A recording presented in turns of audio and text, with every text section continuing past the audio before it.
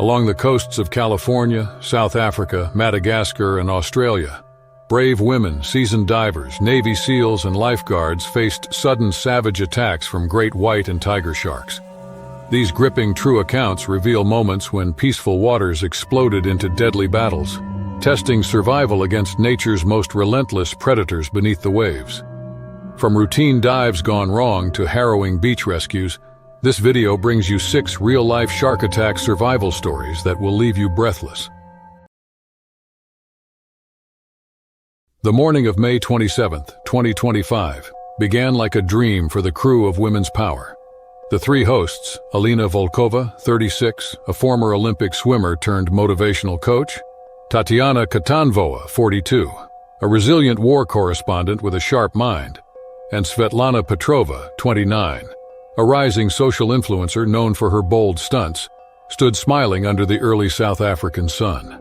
They had traveled to Gansbaai, a region famed for its dense population of great white sharks, to shoot a segment about facing fears and embracing nature's power.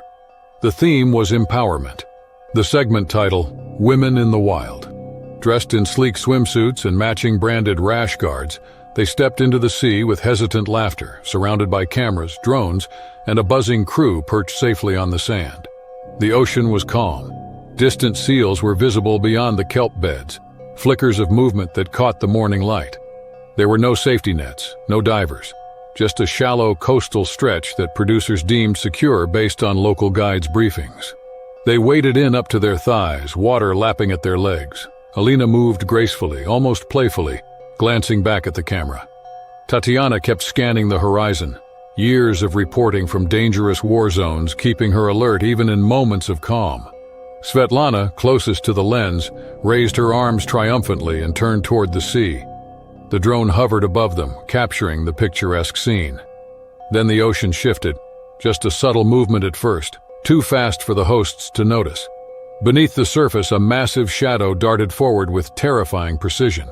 A great white, likely 3.5 meters long, had been drawn in by the scent of seals, its instincts overriding caution. The commotion of feet in the shallows triggered something primal. From the studio feed, millions of viewers watched in confusion as the calm moment exploded into chaos.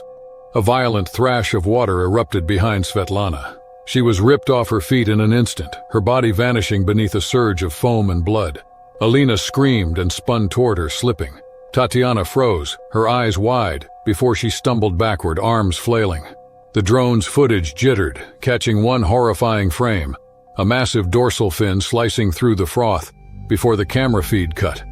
The broadcast flipped to a stunned studio anchor in Moscow who stammered into silence. Producers scrambled behind the scenes. The segment was pulled. Social media lit up with speculation and panic. In the water, Svetlana surfaced, gasping and bleeding from a deep gash in her left thigh. The shark had struck her with such force that it had spun her body through the surf, but it hadn't clamped down, just a brutal collision. She kicked wildly, screaming, trying to move but barely able to lift her leg. Blood clouded the water around her. Alina, struck by the wave caused by the initial hit, struggled to regain her footing. Then it came again, this time directly beneath her. The force of the strike knocked her into the air. She crashed sideways and felt a crushing pressure around her leg as the shark latched on. Its teeth sliced through her calf like wet paper. She twisted and beat at the water with her fists as the predator thrashed once, then released. The shark vanished into the deeper surf. Closest to the shore, Tatiana had turned to run but slipped on the sand. A rogue wave dragged her back, and she felt something slam into her shoulder underwater, hard like a battering ram. She tumbled and hit the seabed, surfacing with her skin scraped and her breath gone. She clawed her way forward through the shallows, spitting salt water, hearing the screaming behind her but unable to turn around. 2 crew members ran into the water. One of them, a former lifeguard named Peter, grabbed Svetlana and hauled her toward shore, his arms slick with her blood. Her face was pale, her eyes unfocused, and her mouth quivering. Another rushed to Alina, who was barely conscious, her blood forming long red ribbons that stained the white sand beneath the water. Tatiana had made it out alone, coughing and trembling, unable to stop shaking. Paramedics were already nearby. It had been a requirement for the shoot. Within minutes, Alina was on a stretcher, wrapped in gauze with pressure applied to her mangled leg. Svetlana was given morphine. her thigh torn but intact. Tatiana, bruised and scraped, kept mumbling that she had seen the fin, that she should have known. The producers shut down the shoot, confiscated the footage, and never released a full recording. What had made it to air, the splash, the scream, the cutaway, was pulled from online archives within hours. A press release cited a technical disruption and thanked viewers for their concern. But rumors spread fast. Experts online noted the seal migration at the time, and the showrunners ignored the shark activity warnings. Conservationists condemned the use of wild habitats as entertainment sets. Risk assessments were questioned. Lawsuits were quietly settled. Alina spent weeks in surgery. Her leg was saved, but she would never swim the same way again. Svetlana's wound healed with time, though her online persona darkened and her stunts ended. Tatiana quit the show 2 days after the incident. She moved to a coastal town in Croatia and stopped appearing on screen. The attack changed the industry. Producers worldwide began canceling plans for live wilderness segments. The line between bravery and recklessness had been crossed, and millions had witnessed it, even if only for a few seconds. It wasn't just a shark attack. It was a global reckoning, a moment when nature proved it would not be staged. The waters off Gansby remained eerily calm in the following days. Fishermen and locals whispered that the shark had moved on, trailing the seal colonies farther north. But beneath the glassy surface, the sea held its silence like a secret. It remembered what had happened, and so did the world. The water off False Bay was colder than usual that morning. The sun had just crested the mountains behind Simonstown, casting pale light over the surface as Lena Moroz rolled backward off the side of the research boat. A seasoned marine biologist from Odessa, 34 years old with over 800 logged dives and a quiet, meticulous nature, Lena had come to study migratory patterns of smaller reef species, not predators. Her gear was trimmed to perfection, each strap snug, and her computer was calibrated to the minute. It was meant to be a routine observation dive. 30 meters down, the ocean was hushed and alive. Schools of baitfish shimmered in coordinated bursts while rays drifted lazily over the seabed. Lena moved with a quiet confidence, scribbling data onto her submerged slate. The team above was small, 2 safety divers and a boat captain, all veterans. They trusted the patterns, the prep, the rhythm. 28 minutes into the dive, Lena looked up to scan her ascent path. That was when she saw the first shadow, long, thick-bodied and smooth. It moved just beyond her peripheral vision, then curved sharply left. Her pulse quickened. A second shape appeared from below, deeper and faster. This one swam under her and rose, closer than the first. A moment later came the third, larger than both, wide and pale in the belly, its tail sweeping deliberately through the blue. 3 great whites, no bait in the water, no bleeding fish nearby, just her and them. She stayed motionless, heart pounding in her throat. Years of training screamed at her not to bolt. Slow, smooth movement. No panic, no noise. But instincts clawed at her, the need to flee almost unbearable. The sharks circled without aggression but weren't drifting aimlessly either. They moved with intent, closing in. She had never seen them behave like this during any of her dives. She angled upward slowly, bubbles rising past her face. She exhaled, shaking with panic. The shallows above seemed impossibly far, 20, 15, and 10 meters. She broke the surface and spat out her regulator. The sky was open, her boat only 20 feet away. But her voice died in her throat. The crew was busy reeling in a sonar array, their backs turned. Lena waved once, then twice, too weak to shout. Her breath caught. Her limbs were sluggish, her wetsuit tight against her chest. The pressure hadn't released from her body. Then the water exploded beneath her. The largest of the sharks struck with devastating force from below, jaws open, aiming not to test but to consume. It hit her with such momentum that her entire body lifted from the ocean, airborne for a moment before crashing back into the sea.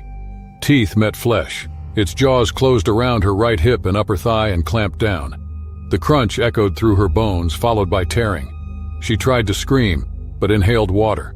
The ocean turned red. The shark didn't linger. It twisted once and released, leaving ribbons of muscle fluttering from her leg as it vanished downward. Her body went limp for a second, then began to spasm as blood gushed from the wound in thick black-red plumes. Lena's arms slapped the water, struggling to stay afloat. Pain erupted through her spine, radiating from her shredded hip. Her wetsuit was torn into ragged strips, her flesh exposed and mangled. Her mind screamed through the shock. She knew she was dying. The boat crew finally saw her. One of the divers dove in immediately, the other tossing a line. The water around her was thick with blood, and the two remaining sharks circled just outside of visibility. The diver reached her fast, locking an arm under her shoulder and dragging her toward the boat. Her head lolled against his chest, her eyes open but unfocused. As they hauled her aboard, Lena's body trembled violently. Her right leg was barely attached, skin and muscle peeled back to expose bone, and her wetsuit hung like seaweed. She gurgled, scarcely conscious, as the crew slapped pressure pads against the bleeding. Her skin was pale and her lips blue. They radioed for medevac before the boat even turned toward the harbor. She remained conscious during the entire 20-minute ride back. Blood loss was massive, but she fought. The medics worked in silence, eyes grim, every second stretching longer than the last. They pumped her with fluids, oxygen, and painkillers, barely keeping her above the edge of shock. One tourniquet wasn't enough. Two held it back. Barely. At the hospital, trauma surgeons worked for hours. They saved her life, but not the full use of her leg. Tendons had been sliced. Muscle groups removed entirely. Her pelvis was fractured. She would walk again, but only after months of surgeries and brutal rehab. The news didn't go public for weeks. There was no viral footage, no underwater cameras rolling, just scars and pain. The incident was reported quietly in academic circles, where others whispered in disbelief. How had a triple shark presence gone unnoticed in what should have been safe water? There was no bait, no bleeding, just a sudden, targeted strike. Lena didn't speak much after it. She withdrew for a time. Her recovery was slow. She lost weight, slept poorly, and flinched at the sound of running water. But eventually she returned to the ocean, inside a cage. It wasn't courage or conquest. It was a ritual, control. Every bolt is checked twice. Every seal is double-locked. She didn't touch the water directly. She didn't let the sea touch her. But she watched, observed, remembered. And when the first great white glided past her newly forged steel bars, Lena met its unblinking gaze and didn't flinch. Her breath slowed, her hands steady. The ocean was still the same, cold, vast, and indifferent. The same currents pulled, the same shadows drifted. But she wasn't the same woman who once panicked at the first ripple. She had faced the fear, lived through the silence, and come out the other side. The sea hadn't changed. Only she had. The calm waters off Madagascar stretched wide and blue beneath a blazing sun that filtered softly through the surface. The reef's jagged edges and colorful coral formations were home to countless marine creatures, but the ocean carried a darker presence today. A bloated humpback whale carcass drifted slowly near the reef, its massive form swollen with gases and decaying patches of flesh hanging loosely, exposing pale bones beneath. The stench of rot was heavy in the air, a sickly reminder of death's inevitability, even in the vast open sea. Dr. Yulia Sokolov was a marine biologist specializing in cetacean anatomy. At 38, with years of experience studying whale health and behavior, she was known for her meticulous research and bold dedication to science. Today, she was aboard the research vessel with Marco Renaud, her colleague and partner who shared her passion but was often more cautious. Together, they had tracked the whale carcass drifting off Madagascar's coast for days, hoping to collect fresh tissue samples to determine the cause of death, knowledge that might aid in protecting endangered marine species. The protocols were clear. Approach the carcass cautiously, use a protective cage, ensure support divers remain alert in the water at all times, and never get too close without backup. But Yulia, driven by urgency and determination, disregarded these warnings. She believed time was running out. The tissue had to be collected before decomposition rendered it useless. Without waiting for approval, she donned her wetsuit and gear and slipped silently into the water. Marco shouted after her, concern flashing in his eyes, but she ignored him, swimming toward the enormous whale with swift, sure strokes. Her hands reached for the ruptured belly where the skin was torn, seeking intact flesh beneath layers of decay. The water around the carcass was thick with tiny scavengers, eels, crabs, and fish nibbling at the remains. But lurking unseen was a far more dangerous predator. A massive tiger shark appeared without warning from the deep shadows beneath the whale's bulk. Its body was thick and muscular, measuring nearly 4 meters long with stripes blending into the dappled light. Suddenly, the shark surged upward, its jaws opened wide, rows of serrated teeth gleaming in the sunlit water. The strike was brutal, catching Yulia entirely off guard. The shark's powerful jaws clamped down on her torso, ripping through wetsuit, muscle, and bone with terrifying force. Yulia was lifted briefly from the water by the impact, her body thrown like a rag doll before crashing into the sea. Pain exploded through her ribs and chest, her breath ripped away in a violent gasp. The shark shook its head fiercely, teeth tearing flesh from bone as it clamped harder. Her left arm was severed completely, blood pouring freely into the ocean and quickly mixing with the salt water in thick, dark plumes. She tried to scream, but only bubbles escaped. The shock and pain overwhelmed her senses, muscles spasming uncontrollably. Her vision blurred, edges fading to darkness as the shark thrashed more violently. The crushing pressure shattered ribs, and the cold water filled her lungs. Above, Marco was scrambling to the surface, terror gripping his heart. He panted heavily, shouting for help as he desperately gestured toward the bloodied water. The crew on the vessel reacted late, caught off guard while busy checking equipment and unaware of the unfolding tragedy below. Marco dove back into the water without hesitation, diving toward Yulia's sinking form. His hands grasped the water, trying to find her among the swirling blood and foam, but she was slipping away. Her body floated down slowly, lifeless and pale, drifting into the depths as the tiger shark circled protectively near the whale carcass. The rescue diver was sent minutes later, but the search was futile.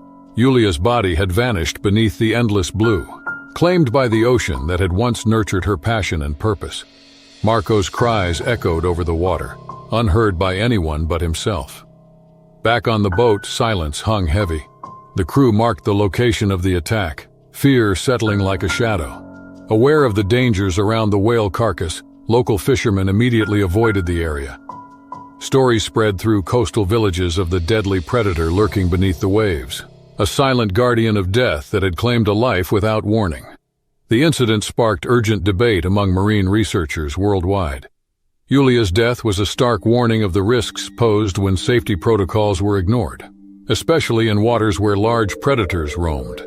Her colleagues mourned deeply, remembering her as a brilliant scientist and passionate advocate for marine conservation, lost to the very ocean she sought to understand.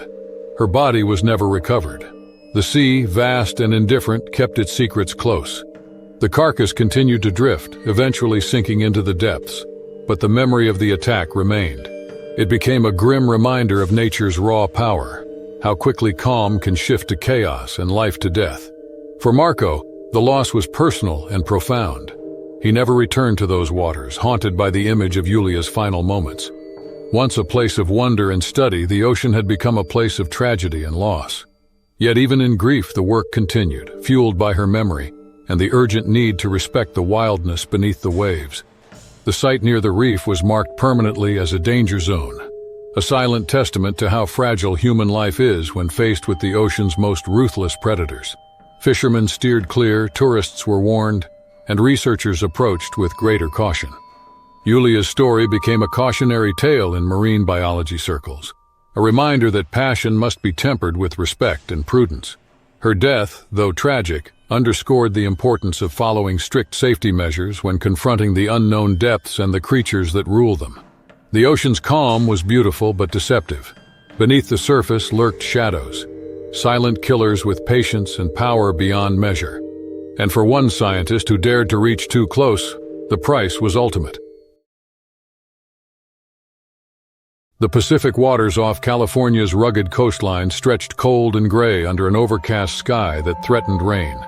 Jagged cliffs rose sharply from the sea, and thick kelp forests swayed in slow, rhythmic pulses beneath the surface. This area was notorious among the Navy SEALs, a known hotspot for great white sharks, whose presence was a deadly reminder that the ocean was as much an enemy as any human foe. Chief Petty Officer Elias Shadow Kincaid had led countless missions, but today was no ordinary training exercise. At 35, his body was a finely tuned weapon, forged by years of brutal conditioning and experience in some of the most dangerous combat zones on Earth. His nickname Shadow came from his unmatched ability to move silently and strike swiftly in the darkness. The men he led trusted him without question. The classified operation, Deep Shadow, was designed to simulate real open-water combat conditions near a shark-infested zone. The team of 6 SEALs had been dropped miles offshore. Now it moved deliberately through dense kelp beds, practicing stealth navigation, weapon handling, and tactical communication, all while submerged and vulnerable. Each diver wore a state-of-the-art wetsuit reinforced with Kevlar and underwater communication devices. Their compact weapons were designed for rapid response beneath the waves. They communicated with hand signals and brief radio pulses, eyes darting constantly through the murky depths for threats, human or animal. Elias's heart beat steadily as he led his men through the underwater maze. The tension was palpable. They knew the risks. In these waters, sharks were more than a myth. They were apex predators with lightning speed and lethal power. Yet the mission demanded they ignore fear, maintain focus, and execute flawlessly. Suddenly, the water around Elias exploded in a violent rush. A great white shark shot upward like a torpedo from the shadowy depths. Its eyes were dark, empty, filled with predatory intent. The beast's massive jaws opened wide, rows of serrated teeth glinting even in the dim light filtering through the water. Before Elias could react, the shark clamped down on his right calf with crushing force. The pain was immediate and overwhelming. Muscle, tendon, and bone shredded in a sickening crunch. His body jerked violently as the shark shook its head from side to side, trying to tear free. The force rippled through the squad, the shock radiating as if the entire team felt the impact. For a split second, Elias's time slowed. The cold water turned red around his leg, thick with blood mixing with salt.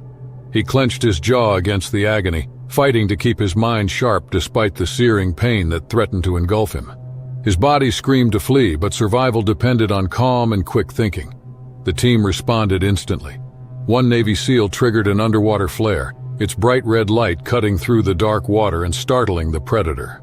Another fired a rapid volley of non-lethal rubber rounds from a specialized underwater pistol, the projectiles pinging off the shark's thick skin. The combined assault forced the great white to release its grip with a violent shake and retreat into the depths with a flick of its powerful tail. Elias collapsed, clutching his ruined leg as the pain threatened to knock him unconscious. His breathing was ragged, his heart hammering. The team rallied, moving swiftly to his side. Trained in battlefield medicine, they applied a tourniquet with practiced hands, stemmed the bleeding, and stabilized his position. Despite the overwhelming chaos, Elias's mind remained clear. Every second counted. His teammates signaled the support vessel above, a small boat bobbing on the ocean. The crew lowered a hoist, pulling Elias from the water with as much gentleness as the urgency allowed. On board, Elias's face was pale and drawn. Blood seeped through the tourniquet, the wound horrific. A jagged gap where flesh and bone had been torn apart. But he was alive, conscious, fighting. The medics quickly controlled bleeding and administered pain relief as the boat raced toward shore.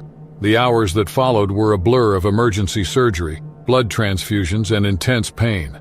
Surgeons worked to save what remained of Elias's leg, stitching shattered muscles, repairing damaged vessels, and stabilizing broken bones. The prognosis was grim. He would never regain full mobility, but the critical threat to his life was contained. Throughout recovery, Elias grappled with more than physical wounds. The trauma of the attack haunted him, replaying in vivid nightmares. He battled frustration, anger, and a creeping sense of vulnerability that was alien to the warrior he had been. Yet through sheer determination, he refused to surrender to despair. His survival was celebrated within the Navy SEAL community as a testament to advanced training and medical technology, and a symbol of resilience in the face of nature's unyielding power. The incident sparked a renewed focus on exercise safety, especially in environments where wild predators ruled. Operation Deep Shadow became more than a training name. It was a reminder engraved into every SEAL who trained there, that no matter the mission, skill, or technology, the ocean held dangers beyond any human opponent. Elias eventually returned to active duty, though forever changed.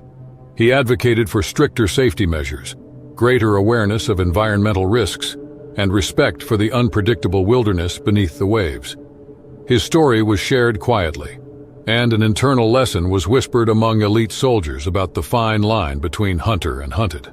For the rest of his life, Elias carried the memory of that day, the sudden violence of the shark's attack, the blinding pain, the urgent scramble of his teammates, and the thin thread by which his life hung. It reminded him that even the strongest could be brought low instantly, and that survival was often about more than skill, humility, respect, and the will to fight another day. The kelp forest remained as they always had, swaying gently, indifferent to the terror beneath.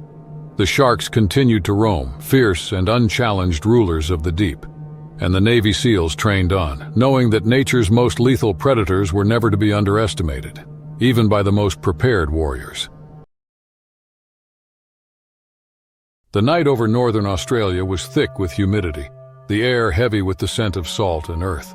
Above the reef, a silent world of stars shimmered faintly, but beneath the waves, the ocean was alive with a strange, haunting light.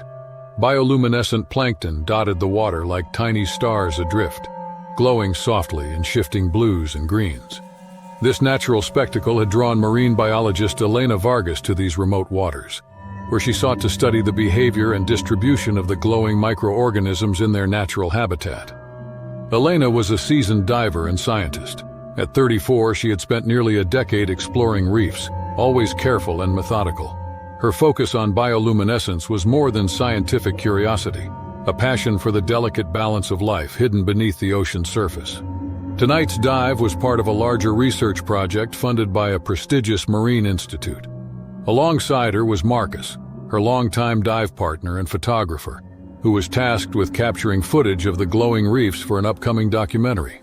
The sea was calm but cool, a mild current drifting gently across the reef. Elena and Marcus descended together from the small dive boat, their movements practiced and precise. They adjusted their equipment quickly, fins, regulators, and dive lights, before plunging into the dark water, which was suddenly illuminated by the eerie blue-green glow of the plankton. The reef below was alive with color and movement. Corals pulsed faintly with the light of the plankton, casting ghostly shadows over schools of fish that darted and shimmered. Elena's breath was steady through her regulator as she floated over the jagged coral formations, collecting samples of the glowing plankton with careful sweeps of her hand and a small, sterile container. Marcus kept a close eye on her, floating a few meters away, his camera light occasionally sweeping the reef to capture the eerie beauty of the scene. His experience in underwater photography was unmatched, but even he couldn't hide a flicker of unease. The reef here was known to be home to large predators, and the deep caves beneath the coral were notorious for hiding dangers. Elena was aware but confident. She had done dozens of night dives in this region. Her focus was on the bioluminescent plankton, particularly those found only in deep, shadowy reef crevices. As she drifted further, a narrow cave entrance caught her eye, a dark hollow in the reef wall, almost swallowed by coral and seaweed. It was the kind of place plankton thrived, protected from strong currents and open water. Without hesitation, she signaled Marcus and glided towards the cave's mouth. The water inside was colder and darker. Her torch's beam barely penetrated the blackness beyond, revealing only glimpses of strange, swaying sea creatures clinging to the walls. Marcus hesitated, signaling his concern to Elena. The deep caves were dangerous, especially at night. Limited visibility, unpredictable currents, and large predators made them risky to explore without strict protocols. But Elena was determined. She had to gather samples here. As she floated into the cave, the bioluminescent glow faded, replaced by an unnatural darkness. Her breathing slowed as adrenaline sharpened her senses. Suddenly, a shadow shifted deep inside the cave, a massive shape moving with silent, deliberate intent. Elena barely had time to register the danger before a monstrous tiger shark exploded from the shadows. Its massive body surged forward with terrifying speed, jaws wide open, revealing rows of serrated teeth. The shark's powerful jaws clamped down on Elena's right thigh with brutal force. The crushing grip shattered bone and muscle instantly. The pain was searing and immediate, like fire beneath the water. Her body jerked violently as the predator shook its massive head from side to side, tearing flesh and tissue with savage efficiency. Marcus's heart pounded as he reached for help, but the narrow cave mouth blocked his path. The shark dragged Elena deeper into the dark crevice with unrelenting strength. The water churned in frantic turmoil as the shark thrashed, its body brushing jagged coral and kicking up sediment clouds. Desperation surged through Marcus. He signaled frantically to the surface crew, waving and tapping his radio with shaking hands, begging for immediate assistance. The dive boat crew responded urgently, launching search protocols and prepping rescue gear. But beneath the waves, Marcus was trapped by the cave's tight entrance, unable to reach Elena or deter the shark, and time stretched and twisted as he fought panic and the suffocating pressure of helplessness. Hours passed in a nightmare of silence and tension. Search teams combed the reef with underwater lights, drones, and sonar, probing every crevice and coral outcrop. Despite their efforts, the only trace of Elena was her abandoned dive gear, her torn wetsuit snagged on coral branches, fins lost in the swirling sediment, and regulator floating ominously near the cave entrance. The reef, once a place of wonder and life, had become a graveyard of hope. Marcus refused to leave the site, staring at the empty water where Elena had disappeared. His grief was raw and suffocating. Every glowing speck of plankton seemed to mock him now, a cruel reminder of the ocean's beautiful but lethal nature. Local fishermen began avoiding the area entirely, whispering warnings about the reef's curse. Divers stopped venturing near the caves, and marine authorities quietly closed off the site, citing dangerous conditions. Officially, Elena's disappearance remained a mystery, shrouded in euphemism and silence. Yet those who knew the truth, seeing the tiger shark's shadow and hearing Marcus's frantic calls, understood that the ocean's eerie beauty concealed deadly traps. The bioluminescent glow, so mesmerizing and peaceful on the surface, was merely a veil for the lurking predator beneath. For Marcus, the memory haunted every dive he took afterward. The ocean that once felt like home had become a reminder of loss, danger, and the fragile line between life and death. Elena's sacrifice was etched into the currents and coral, a silent testament to nature's power and unpredictability. The reef continued to glow, silent and unforgiving, an eternal stage for a tragedy witnessed but never stopped. The sea held its secrets close, and the bioluminescent trap remained in the shadows.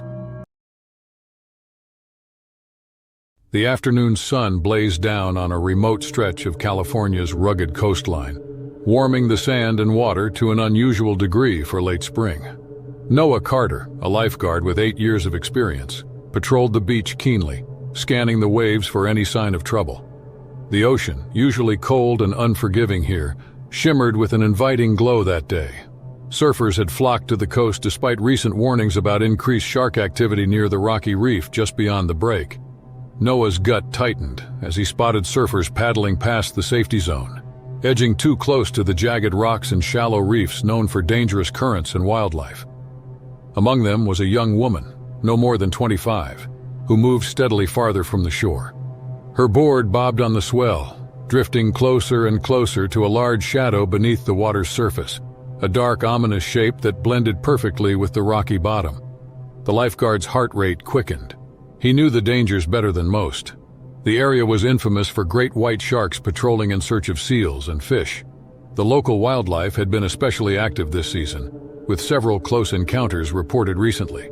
Yet the surfers seemed unaware or unwilling to heed the warnings posted along the beach. Suddenly, the water erupted. A massive great white, drawn by the seal activity near the reef, surged from the depths with terrifying speed. Its jaws opened wide in a sudden burst of violence, clamping down on the young woman's leg with crushing force. The bite crushed muscle and bone instantly, sending waves of agony rippling through her body. She screamed, a sound muffled and distorted by the salt water, as she thrashed violently in the churning surf. Noah didn't hesitate. Without thinking, he plunged into the cold water, battling shock and the biting chill as adrenaline surged. His training kicked in automatically as he swam toward the victim, eyes fixed on the dark shape circling below. The shark circled again, its presence menacing and unyielding, waiting for an opening to strike again. The lifeguard reached the woman's side, gripping her tightly under the arms.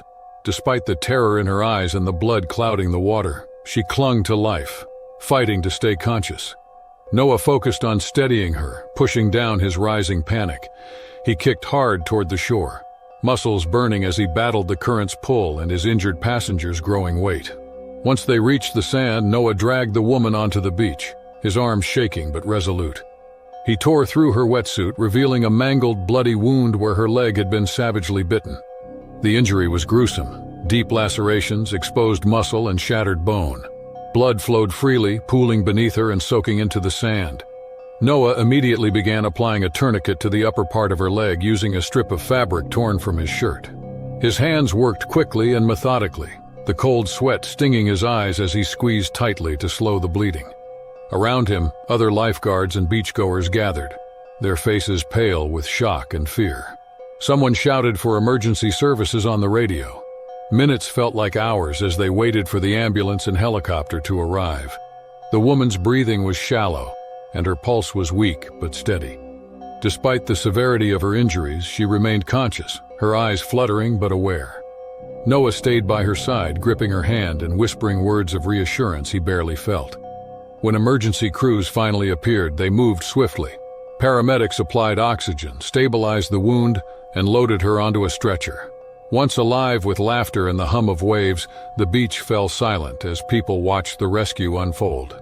As the helicopter lifted off, Noah stood alone on the sand, staring at the water where the shark had vanished beneath the surface.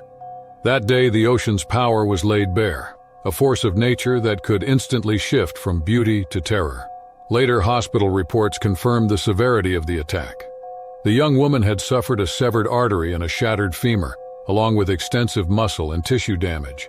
Emergency surgery had saved her life, but recovery would be long and painful.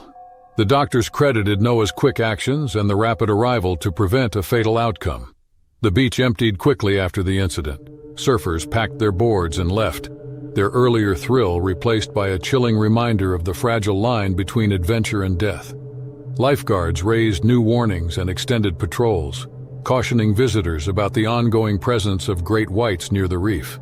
For Noah, the attack became a haunting memory. The image of the woman's terrified face, the brutal power of the shark's jaws, and the frantic struggle to save her played over in his mind long after the sun had set. The ocean had taken many lives, but that day it had almost claimed another. The reef remained a place of danger, its waters unpredictable and wild. And beneath the waves, the great white sharks continued their silent patrols, ancient predators guarding their territory. The lesson was clear for those who dared to challenge the sea. Nature's power could never be fully tamed or controlled. That afternoon at the beach, once so vibrant and carefree, now carried a shadow. The beautiful but brutal ocean reminded everyone that the wave's thrill comes with a price that can be paid in blood and bone.